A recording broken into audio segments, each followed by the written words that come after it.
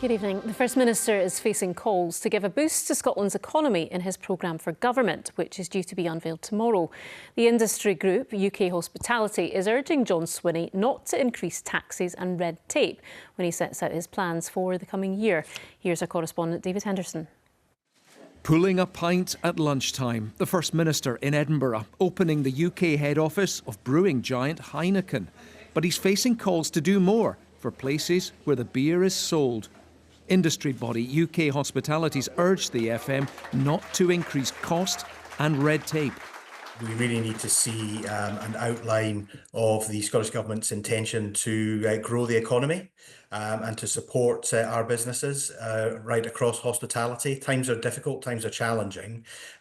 We need a programme for government that acknowledges that, and we need to see some direction from the Scottish Government which is going to support and assist our businesses at this difficult time. I acknowledge that the cost of doing business is a challenge with increases in employers' national insurance contributions, some of the challenges about fuel prices, which are issues under the control of the United Kingdom government. But where we can act in Scotland with support through the business rates regime, through the assistance we can make available through skills and infrastructure, we can help to make Scotland an attractive place to do business and for companies to locate.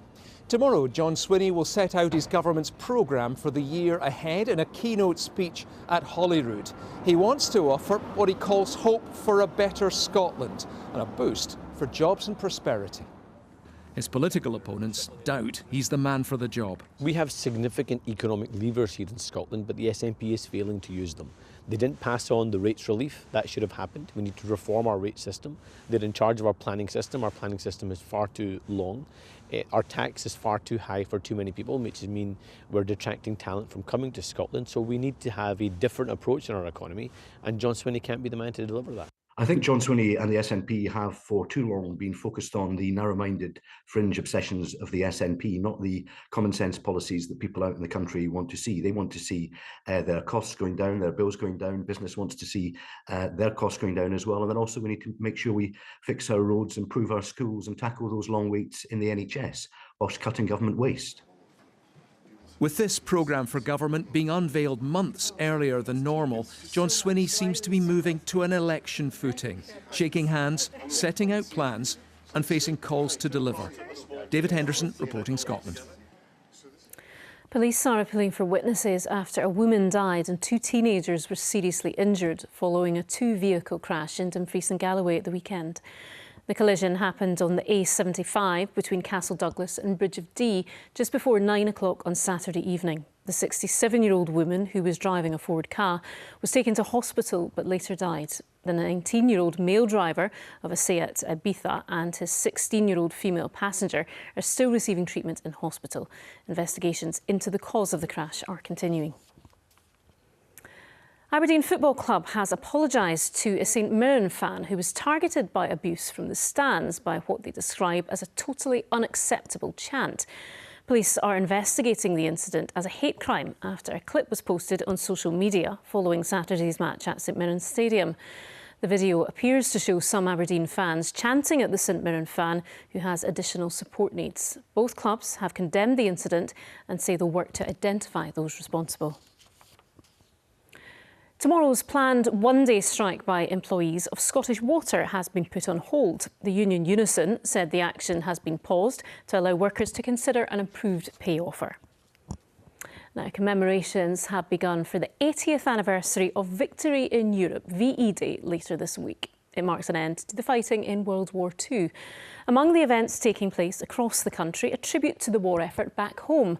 Actors at Summerlee Museum in Coatbridge are bringing to life the work of the Home Guard, the volunteer civilian force who played a vital role in defending against a potential German invasion.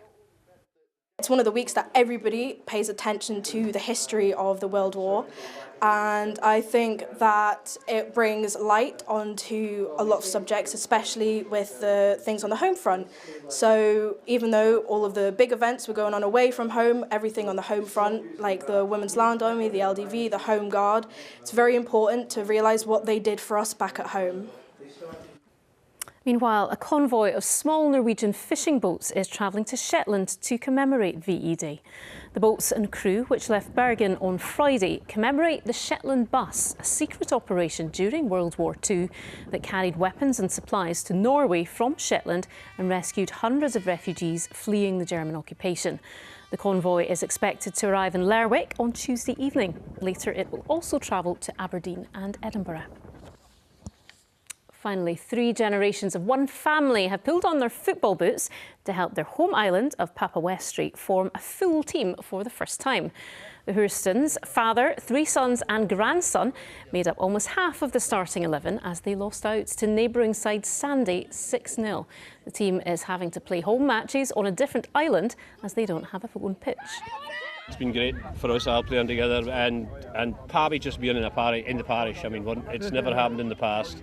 And I don't get who's left in Pappy there, but there's not many there. I think there were 44 if we came for Pappy this morning and a lot of cars, so it's been a very special occasion. Quite the family connection. OK, Christopher is here, Bank Holiday Monday. How's it been? All right? Pretty decent, actually, Laura. Thanks very much indeed.